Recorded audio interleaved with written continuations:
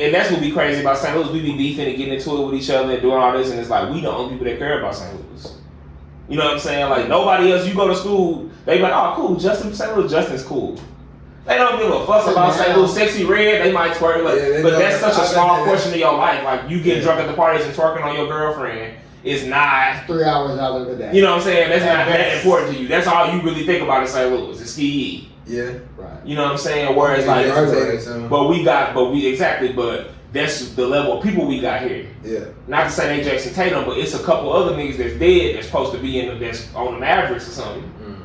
But they didn't have no big homies. Welcome back to another episode of Troof to Power. Man, finally feel good to be back home. Like, I ain't gonna fake, it's been cool to be around a lot of energy back home. Like the creative space I'm able to be in back here is like, it's cool because it's like a nurturing space. You know, you got people to look up to, people that's gonna reach out and kind of help you. And those are the two people, you know, that I'm sitting down with today. I'm sitting down with two mentors of mine, two great men who come together and are known as the Souls of Liberty. Tanel Whitmore. Yes, sir. All right, let's go. Yeah, what's up? Yeah. So today, got them on Troof for Power. We're gonna be chopping it up, talking about their upbringing, their music, how they mentor, and how they show up in the community. And yeah, we're just gonna have a chill, laid back conversation. We can hop right into the conversation if y'all ain't got nothing to say. Fine, man. Well, first, I just want to say thanks for having us, of course. You know what I mean? Yeah. This is super dope, and watching your platform build, and just happy we could be here to build with you. You know what I'm saying? Yeah, for sure. Honored to be here, man, for sure. It's a full circle moment. Yeah, man. You've been killing it. I appreciate it, man. And one thing I feel like we don't do enough in terms of like intergenerational conversation is like, what was your experience, you know, growing up in our city during this time frame? Yeah, millennial, so, St. Louis. Yeah, so kind of coming up in the 90s and the 2000s, and any one of y'all can go first, but you know, just how was that experience for y'all? I mean, that's a big question. I mean, I feel like it was a really good time in St. Louis because it was the first time in a while. Well, not in a while, because it's not the first time. But we had like an international spotlight to where no matter where you are in the world, you've heard of St. Louis. And we really just this small country town that is a city, you know what I'm saying? But I feel like we got to see the last of it being a city in the way that it was. We the last people born in old St. Louis. Whereas like, you know, everything wasn't vacant. It was block units. It was even in the hood. You know what I'm saying? My grandma had the block unit. It was still St. Louis shit going on. You know what I'm saying? It was crazy still, but it was a little more organized. It was a lot more respect. You know what I'm saying? From the street level. I grew up in the hood. You know what I'm saying? So, but at the same token, our institutions were better. Even when you think about our school district and like it was the still May Day parade. It was still people living here that lived here when it was like the third biggest city.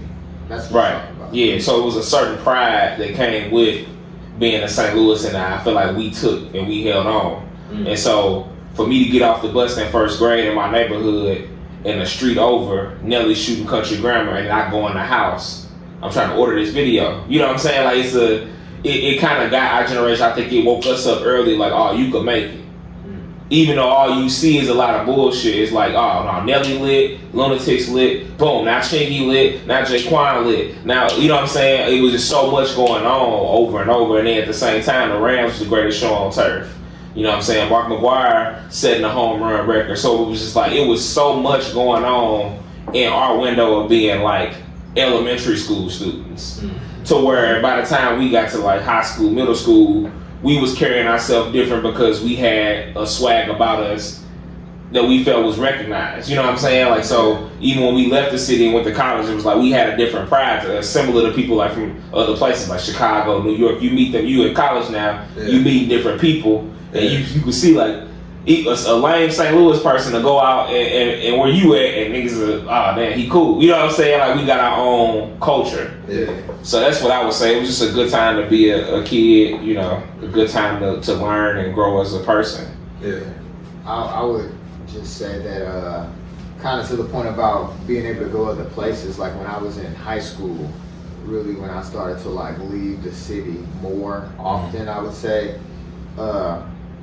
St. Louis, you get to live a lot of lives in St. Louis. Like you can really live a suburban life, you can really live a city life, you could be in a project, you can do a whole bunch of stuff. In a 10-minute radius. You know, we got a little bit remnants of a downtown, a big downtown. We got enough big buildings. You know what I mean? More big buildings than a lot of places. Right. You know what I mean? And the places that got bigger buildings than us are just the best places. You know what I'm saying? So I think I started to find a different type of appreciation for St. Louis. Just being able to go other places, I got to see what was really unique about St. Louis for real.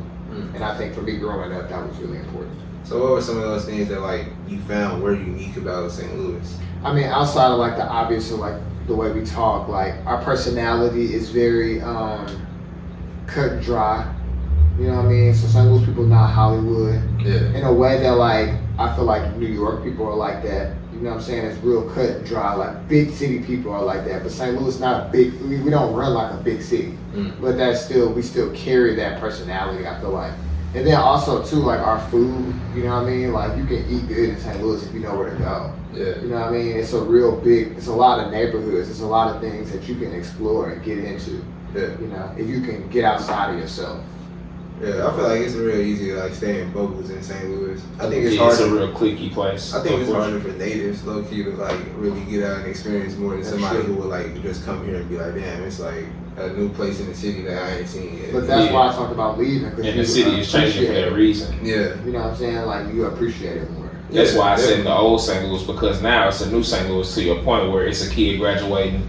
They graduated a couple years ago from college. They got an apartment down here on Cherokee, and they experienced in St. Louis in a different way than was possible when we was growing up. You know what I'm saying? It wasn't no being a hipster and doing all that. Like I don't. In times have changed. No, it was. It just was in different places. Like the Loop was in a college campus. The Loop. Yeah, the Loop was still different. Like now the Loop is a college campus. Before it was like how you felt like this was popping. The Loop was like this time spot. And when we was in high school, that's what we used to do. Like we used to be out in the Loop, just like.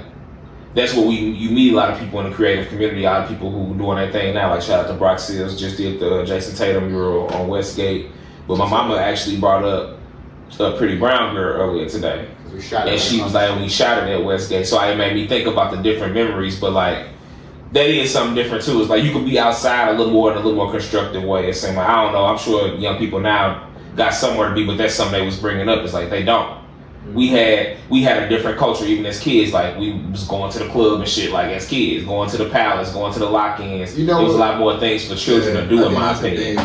Than where y'all ain't really get to experience that type of stuff. I think something that's different about I can't say different about St. Louis. I don't know, but in St. Louis, when the smart black kids kind of start doing something, then later on the hood kids come to it. It don't really be like the other way where it's like we be running to do what our hood. Maybe that's what it is now. Counterparts are doing usually.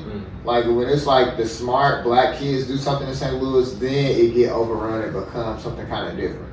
You know what I'm saying? Like that's how it was when we were kids. You know what I'm saying? And so I feel like to his point, like by the time we were teenagers or just got older, like in every scenario, now niggas down there fighting. Now it's XYZ. You know what I'm saying? Because they start blowing the spot up because they didn't have nothing else to do. To his point. Yeah. We were down there. You know what it is? By the time the hood niggas come, we'll find somewhere else to go be cool and do something different. Probably that's because they would eventually come to the Loop and shit like that, but it took more time. You get older, and social media was different. Your average nigga on the block didn't have not have Facebook when me and Ryan was first on Facebook. So it's shit that we doing and sharing and girls that we meeting that's in the county. It's different now because now you can see everything now. You know what I'm saying? I couldn't go see every girl that went to Clayton online if I really wanted to. You know what I'm saying? To a certain point. And so I think that makes the city that much smaller too, where now shit just don't happen as organically because you can be a hype beast. It wasn't a space to be a hype beast. If you was into hip hop, you're rapping, so you really had to go out there and do it. And you know them niggas because they was the ones always coming to the places. Online. True. Like that was the thing. True. Like that's why we really had the sweet spot because it was like you could still be on Facebook and Twitter and shit to his point. It was in between. But then you still had to go out. You could still only get the credibility by going out and doing it. You weren't being there. You weren't like being there to record it. Like people now go to the club to record it, so it's not really as fun. So it's like I think it's kind of like that. It's hard hard for you to imagine like Facebook not being a big company. Yeah. You know what I'm saying? And Yeah, Twitter, that's even true. Twitter, like when I was in college, like when I was a junior in college, a senior, it was like new because I went to journalism school, so it was like a big deal what Twitter was, but it was still super new. You know what I'm saying? So Yeah. it wasn't like how it is, like it wasn't the standard yet. Mm. So we just came of age when that stuff started to flip, and it kind of it grew with our age. Like social media is just growing with our age. You know what I'm saying? Like people who are even a little bit older than us to his point. Like we're just growing older with it. Because if we would have knew what things were gonna become, we were in a position even at that time. Like Ryan was on Metro making videos, he getting 100-some thousand, 200-some thousand views and shit. At that time, we weren't looking at that like, damn, niggas could get rich off this shit. So it wasn't even possible. But technically for possible. our time period, we were the internet people doing internet things. Bro, I remember my friend. He almost got kicked out of Metro for a YouTube video. My friend. Yeah, I'm trying to think if there's anything else in St. Louis you missed out. I mean, obviously the Mayday Parade on the north side hit different. It just was more black people on the north side. That's all. Yeah, like, it was hard just, for you, yeah. like because even for us, it was less. Population would be like a hard thing to like comprehend. 'Cause No, Yeah. but I not. feel like St. Louis feel very empty. You know Only what I'm if you saying? look at it, only if you don't look at like the full metro area. If you look at St. Louis as the metropolitan area, it's not like that. But to your Yeah, point, when, it's like, you know what I'm saying? Yeah, when we was your But age, it's a pocket of it now that it is. it's not like in the city though. You know Yeah, what that's what I I'm mean? just saying. But that's what I'm just like, it. That is like an unspoken thing. That like that's probably the thing that also I noticed about St. Louis, like how poorly it is designed. I think the city-county divide is one of like the craziest. It's the thing that's and holding now the we city start, back. like, It's the thing that's it's holding the the whole county area is back. hella blacker than it used to be by a lot. Like, Yeah. Yeah, and that's something that shine. Like I said, all of them people would have been down there either downtown or on the north side. Right, You right. know, there's a last Stations. generation where black people born in the county, some black people born here were like losers because you were born in the county. Like after us, it wasn't really like that. It was like, Yeah, it started being like you're a loser. you a thug from Hazelwood and shit. Like, Mm. whereas, Oh, yeah. like when I was little, when I was in middle school, I went to Hazelwood. I was like, I felt like I was out of town. Like this is nice as hell. Like, you know what I'm saying? Like this is. Whereas now you could get shot in theory. Whereas then it's like you wouldn't Could even get think shot. that would be possible. Mm. You know what I'm saying? Yeah. Nah. So that's, I ain't gonna hold you up in the past, but yeah, that's what I got for you right now that I can think of. But I'm still thinking about a little bit in the past though, with Mhm. St. Louis Public Schools specifically though. Like Okay. y'all experience going throughout the district, and then Metro specifically. It's like y'all got any like big takeaways from y'all experience coming up in that system, or you was talking about how like the institutions was a little bit different back Mhm. then. So like you kind of talk to that experience. Yeah, I mean, we, like I said, we caught the tail end, so we had, not to shit on teachers now, but it was a career, it was looked at differently, I feel like, than it is now. It was a lot more pride in, because there was only so much that black people could do. You know what I'm saying? Like his grandmother was an educator. In that era for like, she's in the silent generation or whatever, like, she took that shit hella seriously. Like, and that's what I feel Even like. beyond that, like me, a person like your grandfather, like the district employed a lot of people. It did. Like think about it like that. Like it employed so many different types. And there were no other options to go to school outside of private school. So now you got charter school. Now so many schools now that weren't schools at all. Mm. Half the schools in St. Louis in the city now arguably weren't around when we was in school. Right, watch the camera. Oh my bad. I'm just talking to Jason. Y'all can't even see me. But yeah, so that's the biggest difference. Like I said, just the demographic shifts. Like a lot of people start going to the county for a better opportunity. You know what I'm saying? You got DSEG. DSEG started allowing DSEG some of our was best and brightest to very leave. popular when we were in, like, cause like we were the type of kids that were like DSEG was really cool. Like, Yeah. oh, you're a little bit smarter. You should probably go to a better school so you can get a different kind of education. Yeah, go to Kirkwood where you can have a weight room and really play basketball and You know what football I'm and saying? shit. But yeah, I don't know, bro. Like it ain't from our parents' generation to our generation. It went down a little bit, but it was still kind of holding on. And then now it just seemed like it's a good piece. it's Like kind of when we got to high school, we start going left. It was a good segue from like what we were just talking about, like St. Louis being a poorly designed city. Mm-hmm. So then like that leads to the infrastructure being super bad. And so like that poor infrastructure, you have poor education system. You know what I mean? And so when you have the, what's the word I'm looking for? I guess attack. I would say it's an attack on public education across the country with the taking away tax dollars, schools being funded by tax dollars. Yeah, that's a crazy concept. Yeah. In itself, that's just a crazy concept. You know what I mean? So like, St. Louis just really fell victim to that due to the poor design of our city. Because to the point, if Ladue just was a part of the city, Ladue the area high school at Ladue would still be nicer than the high school at Beaumont. Yeah. It still would be nicer. They just had like a big Chesterfield High would still be nicer than Central. Yeah, it's like we could be more like Texas, where it's like, yeah, the rich people high school still better than they, but it's their standard is higher. Yeah. Whereas with ours, with St. Louis public schools is like, that's the thing. So let's say Beaumont, for instance. Beaumont was all white school, right? At some point, maybe in the early 70s, late 60s, they was like, all right, niggas go here now. But before that, because the neighborhood, because racism plays a big role in all this too. Because, like I said, if you went to Sumner was better because one, our best and brightest weren't just leaving St. Louis, because St. Louis was tight still. So you could make it and it wouldn't be like, oh, I need to go to LA, bye. You know what I'm saying? Tina Turner could come back and have a house and shit and do something and still be here, be involved in the community. Right. Dick Gregory was still involved. All these people that made it, I feel like they still, though they probably was moving around, it was a city to come back to that still had a certain level of civilization.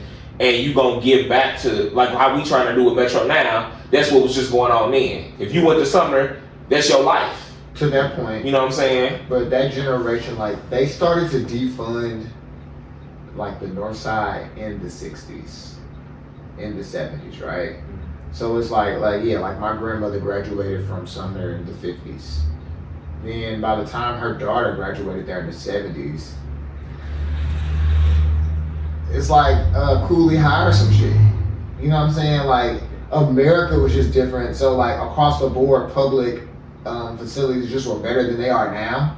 You know what I'm saying? And so it's just like the city was bigger, so it was just more technically here in the way that the country was set up, but it's just like it has only gone down. So to your question, like in 2004 or 5, that's when like George Bush did like No Child Left Behind. So we were in middle school then. Okay. And you know, it's a big deal when you're in an urban school district because motherfuckers be failing.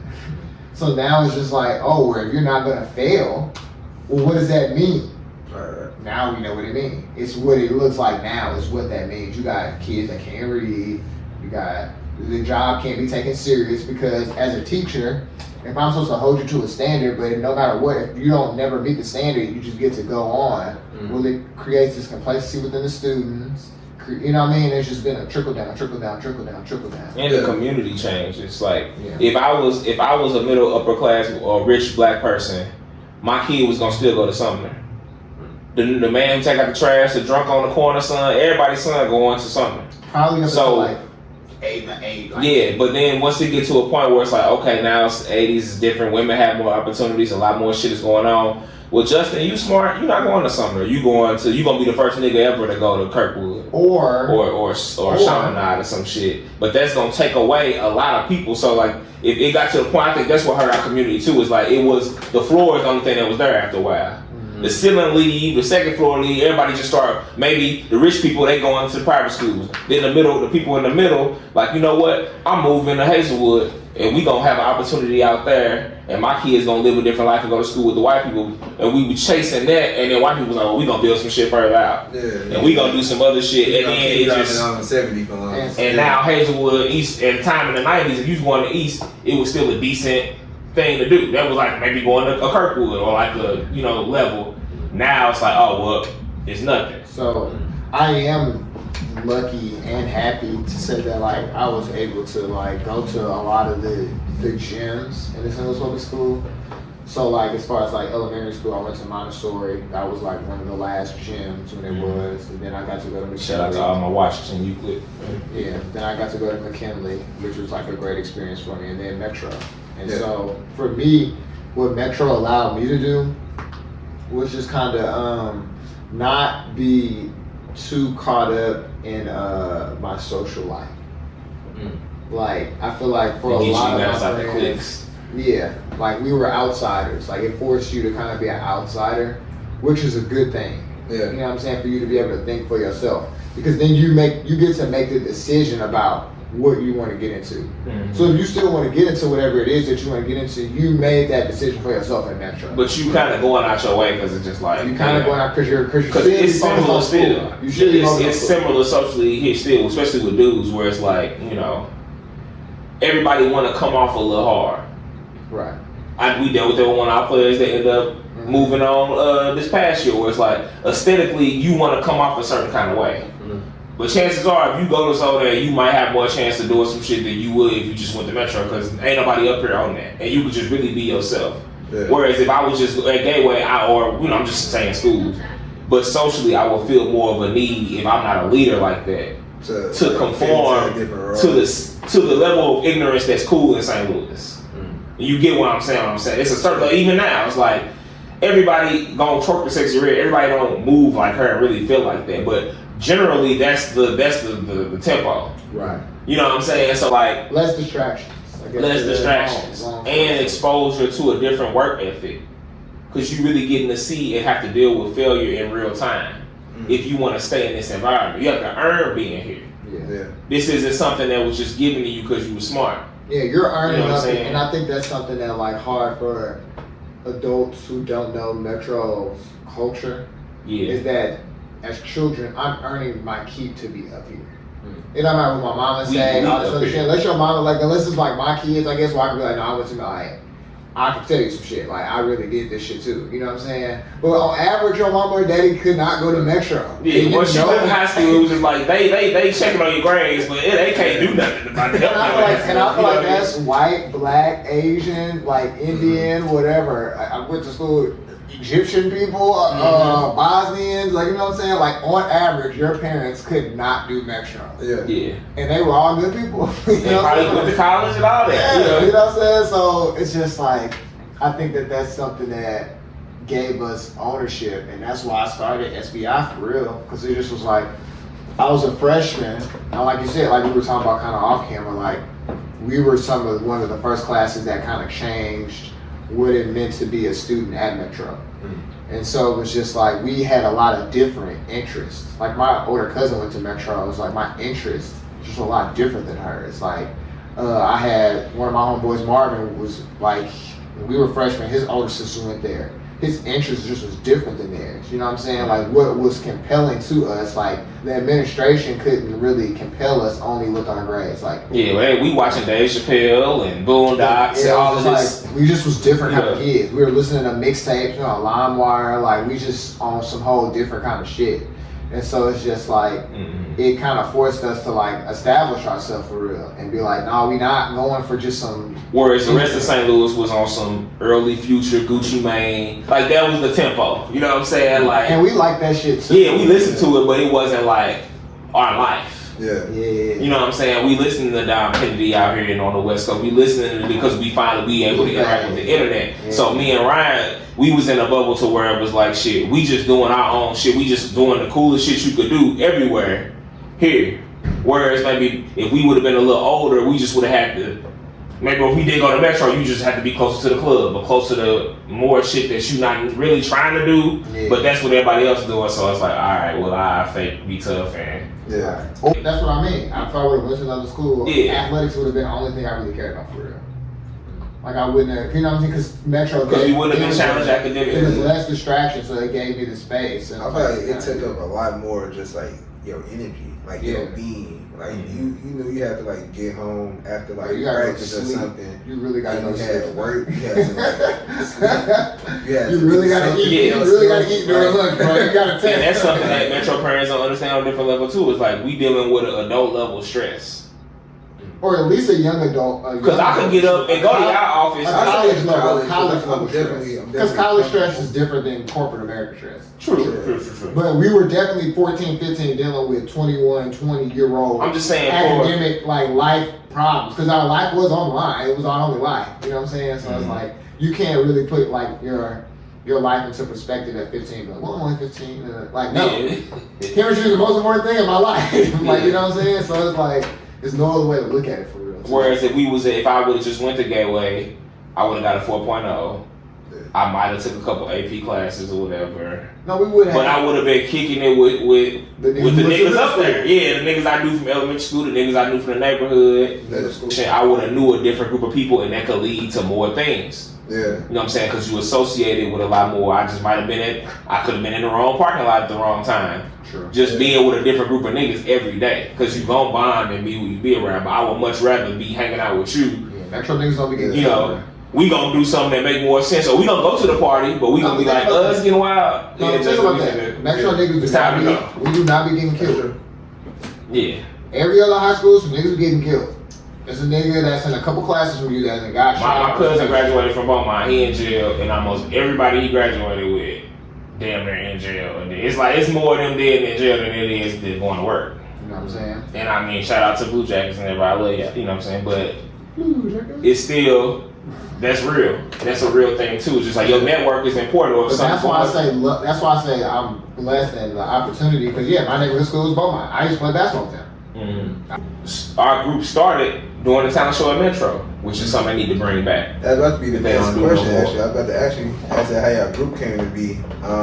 Basically, just like yoga, put an emphasis on like how y'all like developed it like over the years. Like how we do like different phases. Really? It was like, I saw one of the videos recently. It was just like, we just used to write. We have always been writing for a long ass time. You know what I'm saying? And so it just was like, okay. Well, now he was really ready, serious about like, let's start a group. Yeah, my cousin had died, so I always had to get Pretty Russ. I said it in White Castles, rest in peace, Pretty Russ, or whatever. So my big cousin, my second cousin, we got the same great grandfather. And he went to Atlanta. He graduated in 92, so he my big cousin for real. He graduated in 92. He from U City. He went to Atlanta. He ended up getting on a song with Keith Sweat called Twisted or whatever, and it ended up going platinum. They tried to play him to the left. He had to go through cases or whatever, but he went platinum. But long story short, he passed away going into my junior year or something like that. So I always had the talent. I always seen him doing his thing independently or whatever. And then Ryan was just always cool and just always was on all of the top shit. He a DJ now, you know what I'm saying? So if it's any cool, or he ended up going to like a summer camp. But I rap too. He rapped, but he just didn't look at it like he just was good. That wasn't no thing. But he wasn't like trying to do it. I was going to the studio with them and going to Atlanta perform and just doing shit with my family, just on some shit. You know what I mean? Mm-hmm. But like, so I would say, but he always had the taste for it. And he ended up you went to like DC or somewhere, like one summer for an internship or something. Yeah, Chicago. And he got hip to Wale. No, Mizzou for journalism. Yeah, shout out to Miss Chambers. Mm-hmm. So Miss Chambers had signed him up to go to like a journalism program. He ended up getting hip to Wale and some East Coast shit because he met an East Coast dude named Abubakar. And so yeah, it was just a lot of stuff going on. We was really into it, but we ended up getting into a talent show.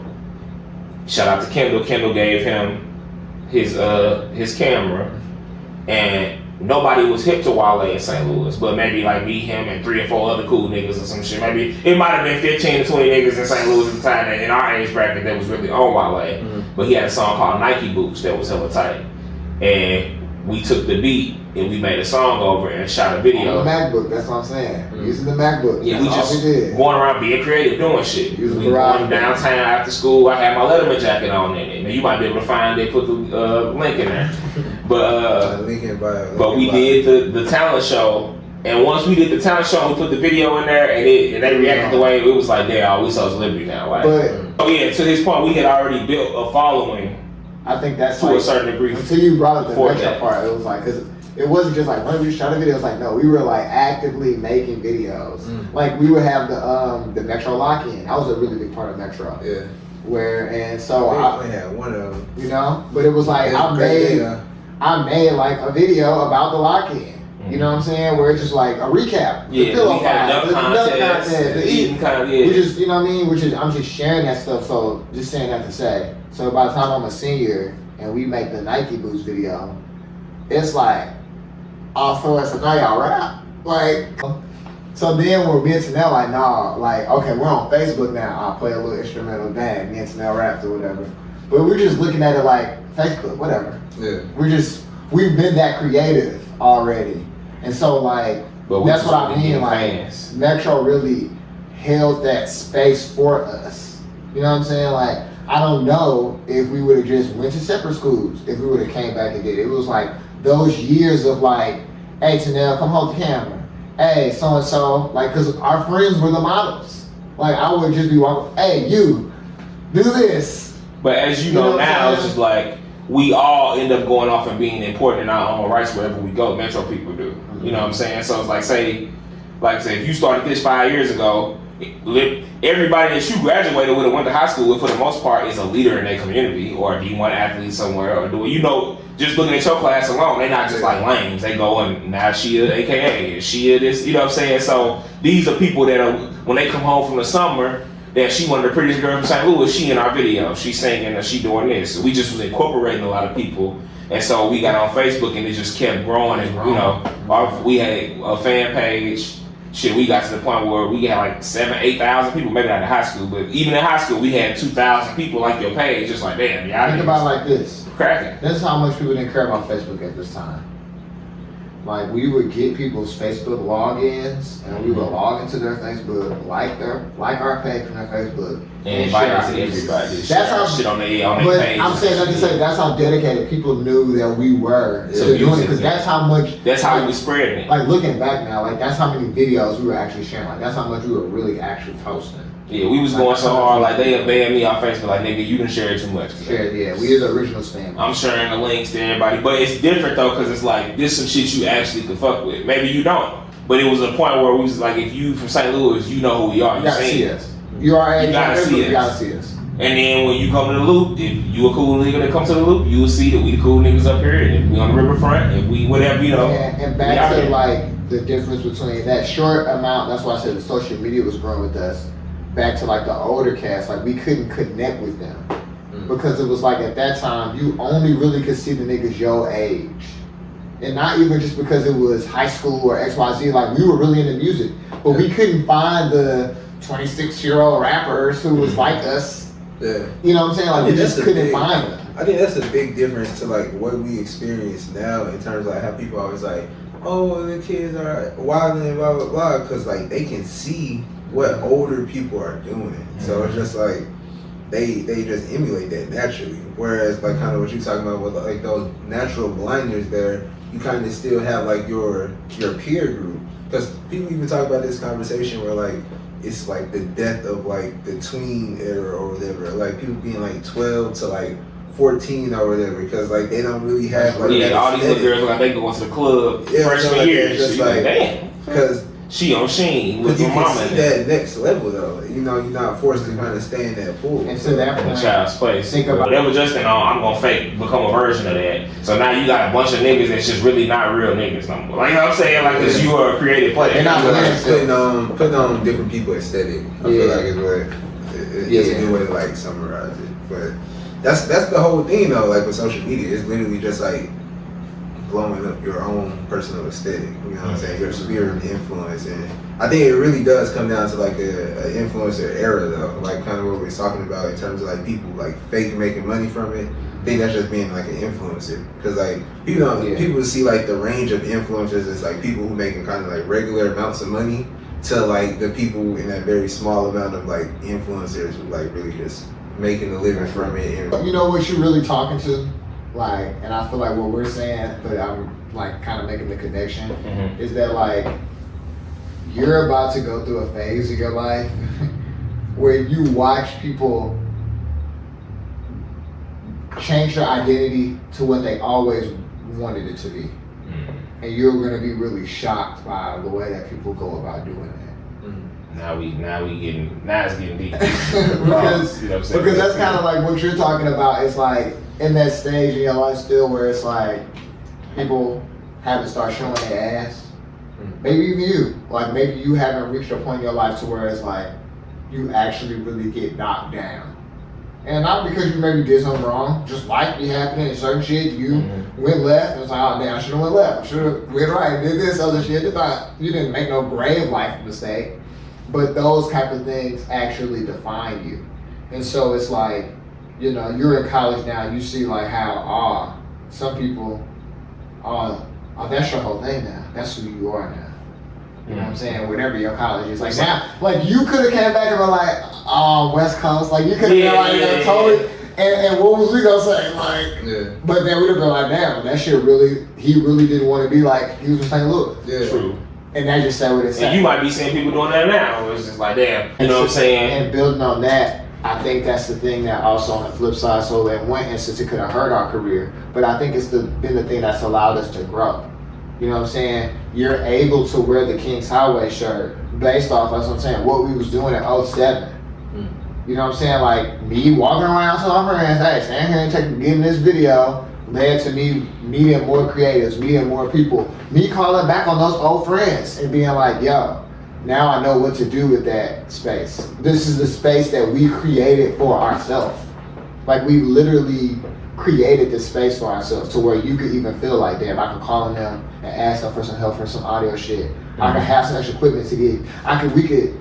We could, without having to, you have to think on anything. Oh, we got a topsoil here. That's where we are right now. Shout out to Baxter. Like, I got make the connection. I gotta do. He got some microphone. We can do what we're trying to do. We don't gotta think about it. We're not sitting here. You know what I mean? And like, that's why.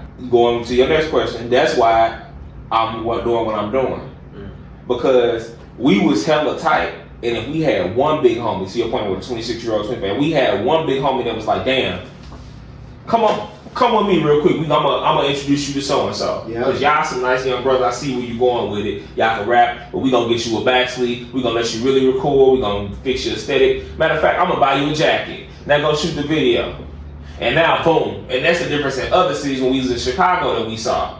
It's like, I see G Herbo out here and I'll give this nigga 100 bands and you'll come with us and we the big homies and now you got a deal. And now you with Nicki Minaj. And she I'm the former rapper that didn't go to the heights, but I got the talent, I got the skill, I got the know-how. Now I can help you do what you're trying to do. I didn't make it to the NBA, but I'm a train MR and we gonna be, you know what I'm saying? Gonna make it. And that's what we wanted to be. We didn't want to be the weak ass older niggas where it's like, nah, because it's like we could still win. It's a sport. Yeah. And that's what be crazy about St. Louis. We be beefing and getting into it with each other and doing all this, and it's like we the only people that care about St. Louis. You know what I'm saying? Like nobody else. You go to school, they be like, oh, cool. Justin, St. Louis, Justin's cool. They don't give a fuck about St. Louis. Sexy Red, they might twerk, but that's such a small portion of your life. Like you getting drunk at the parties and twerking on your girlfriend is not 3 hours out of the day. You know what I'm saying? That's not that important to you. That's all you really think about in St. Louis. It's ski. Yeah. Right. You know what I'm saying? Whereas like, but that's the level of people we got here. Yeah. Not to say they Jason Tatum, but it's a couple other niggas that's dead that's supposed to be that's on the Mavericks or something.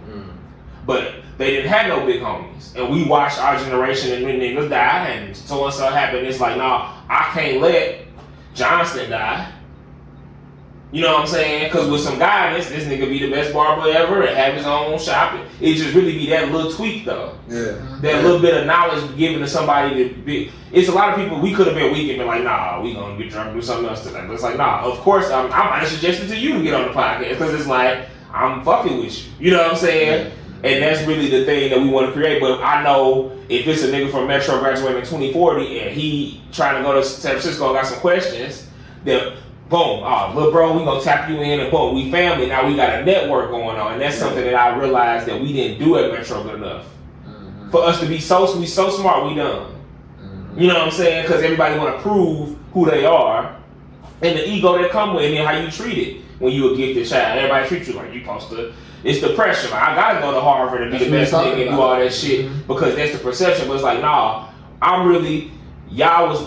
let me get around as a gifted child, a former gifted child. Let me go teach and be with the gifted children. I almost said touch gifted children. Dollar, I didn't. You know what I'm saying? But let me have an impact on the kids because I know what it's like to be y'all. Whereas, like you said, your auntie don't know what the fuck it was like to be in a Metro kid. And in addition, as a millennial, I'm watching y'all try to be us, for better or worse. You know what I'm saying? Whether it's like under the Crash Out Act, I want to be under Chief Keef ass nigga, or I want to actually be somebody or athlete or whatever. Either way it go, y'all watching us the whole time. I wasn't in a 7-year-old watching grown motherfuckers like you said. Y'all was watching everything that was going on that y'all had access to a certain degree, depending on what y'all situation was. Yeah. And y'all had parents that didn't understand the internet like that just got on Facebook 10 years ago. Lack of censorship. Yeah, so now I get that y'all getting all this information And with Metro kids, it's like it could go either way, especially with the black kids, because it's how you use your intelligence. Yeah. You know what I'm saying? Yeah. The whole point is that's a gem. You know what I'm saying? That I always felt connected to. And then when I didn't go to Metro knowing the history of it and understanding. My grandpa told me that I graduated with the lady that started Metro. So you got this black excellence, and her daddy was the first black congressman or some shit like that. Or senator. I don't want to be wrong. It's on Marquis Door, but I want to say the first black congressman in the state of Missouri. So that black excellence is like we wanted, as we refined and grew as men and got out of the ignorant stage of life that some people still stuck in. It's like, let me tell these kids the real. So y'all don't even gotta go and see what it's like on the other side or try to be fake cool for these people. Nah, we cool. You see we cool, so you doing the right thing because we rocking with what you doing. It was no reassurance like that. Yeah, reassurance for us. That's a good word. Because if you was hella cool, maybe doing something older than us, you had to leave and go figure your shit out. Yeah. But into you. Yeah. But luckily we were able to come back. Whereas all the people that we know that are doing things, they not in St. Louis. You know what I'm saying? But that's what I'm saying though. We were a real changing of the guard. That's what I'm saying. Because even like I'll just go with Prince Yak because he was a senior when I was a freshman. You know what I'm saying? Mm-hmm. From him on, you know what I'm saying? It's been people that have done shit that you would never know that they was from Metro or associated with it. You know what I mean? From events like the R&B house party, that kind of thing. That's mm-hmm. like a travel event. The Earl was doing that. We got niggas that was in the website Hype Beast for his clothing line that he did. That was Jared. You know what I'm saying? That's all right. You know what I mean? Like we can, but it's like we was really trying to like, and maybe this is a sign of the times too, just in American culture, but like we were trying to make our lives and our careers centered around the culture still. Like we didn't have to change who we were in our relationship to the culture in order to go to these prestigious schools, to get into the journalism schools. To like we didn't do that. You know what I'm saying? And that is kind of what I mean is like a changing of the guard for Metro for you to have the Black Student Union and it be cool and do that shit because it just was like it was they just let more black people in, so it was just like more black kids in, more unstereotypical Metro kids. You know what I'm saying? Because the stereotypical Metro kid, for what it was built around, is you damn near just 4.0. It's just a bookworm and you don't do nothing else. And like I said, you don't play football. You don't. Like I said, I ain't never. How many people at Metro? Maybe Jordan, but I remember it was a game in your high school career, your best game to me, when we beat Gateway your senior year. And you had probably like 25 and 23 pounds or something. Like you went crazy that game. You know what I'm saying? But I just think about moments like that where it's like, damn, like those experiences you might not have been able to have nowhere else because they would have played you to the left.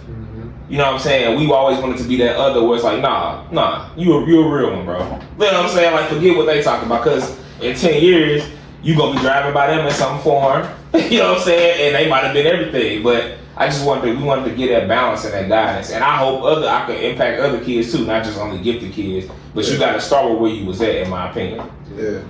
You know. So talking about basketball, though, I got a basketball question on here. So for both of y'all, what are y'all favorite memories as a player, but then also one from like as in y'all like coaching era? Yeah.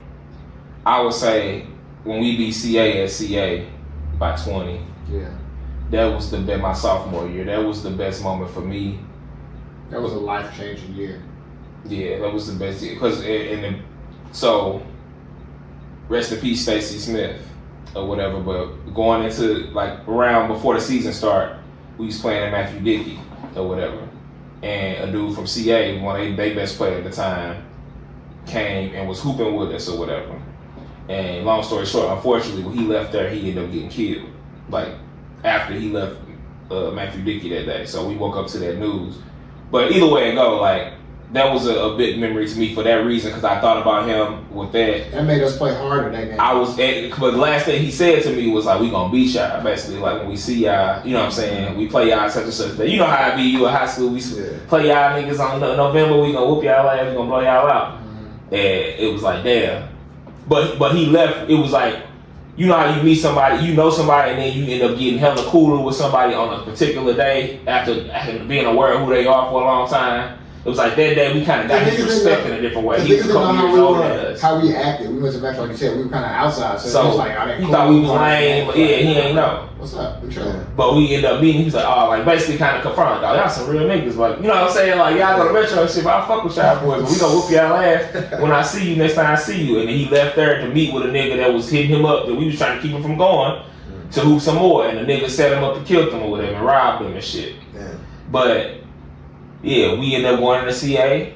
And they needed his he would have been a difference in the game, maybe. They might have won, they had him. But and that was a full circle moment for me because I remember with my 8th grade going into freshman year, we played the Matthew Dickey in the summer league, and he ended up fouling me and busting my shit like hella bad or whatever. Like it was Stacy, you know what I'm saying? Mm-hmm. So it was just like, damn, like that's when I think about high school, I just think about what would he be now.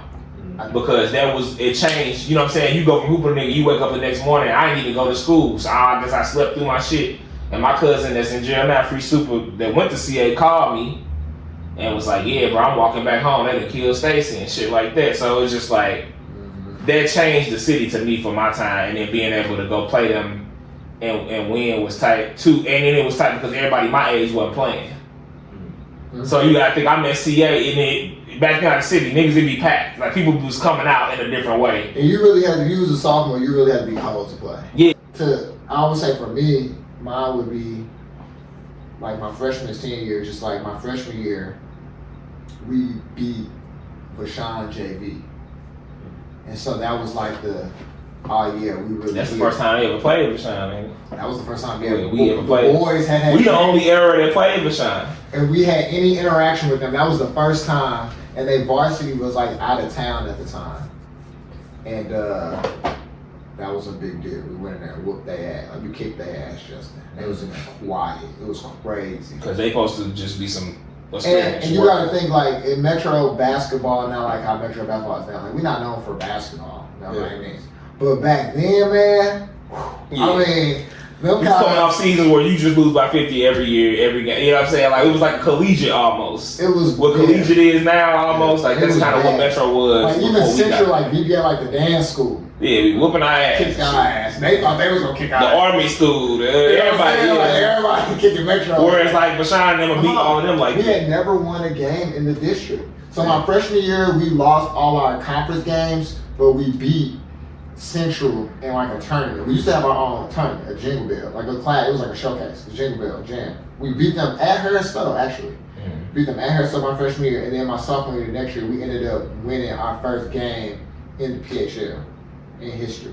So I would say my freshman year, that to my senior year, we lost to Vashon, but I had a really good game. I ended up getting recruited by JUCO that year. But that game for me was just really important. That game was for me was just really important because it was just like it was hard to. It was like because like the internet was different too. So like having footage, having your stats, it was an in between time. Like that was the first time where it was like, damn, I remember watching a video of Derrick Rose, and Tariq Evans, and like niggas like that. But you had to be the guy. But yeah, niggas just weren't filming random games. Like now it's just like, whatever, film every game. You should, you know what I'm saying? For the memories, if nothing else. But it's just like, as serious as I was taking basketball at that time, it was just hard to keep up with stuff. So for me, like that was like a good bookend to like what was going on. Like I had accomplished something at that point in time, and it just established myself as a player in the city. I had really only played in the city. I didn't play that much in the suburbs at the time. So it's just like in the city, I went, I did my own thing. Like that was good, and like that was enough for me. Coaching. Oh yeah, well, coaching wise, it's a couple of them. The best would be us beating McKinley, Amari's senior year, because I've never seen a Metro boys basketball game with that high of attendance for a league game with teams that aren't considerably good in the city. You know what I'm saying? I felt like it was like the culmination of. Now I will say this, not to cut you off, but theirs was lit too. No, but to give you even like comparison to like the kind of rise we was on. Like when we played with Sean my senior year, when we played Career Academy, I want to say your freshman year. Like we could pull a game where they would have to pull out both sides and have a Sean. Yeah. You know what I'm saying? And that's what I'm saying. Like that never happened. Nobody ever went to the games because it was like, why do you want to go see them get 20 ball? Or like, not me, they weren't getting 20 ball. They were getting 50 ball, 80 ball. You know what I'm saying? Like they were playing your shit. Because there was a no mercy. They had to. I was like, I agree with that. Like at a place like Sodan, the back, and no, I ain't never seen no Metro. Yeah, Metro we was deep in that mug, and it was like, and cause McKinley. Only because McKinley, like I remember, like I guess maybe when like, did you go to school with man, I can't think of the boy name. He an Alpha now. He was like on the math sign. Fuck, he was on the sign outside the school. His picture, Corey.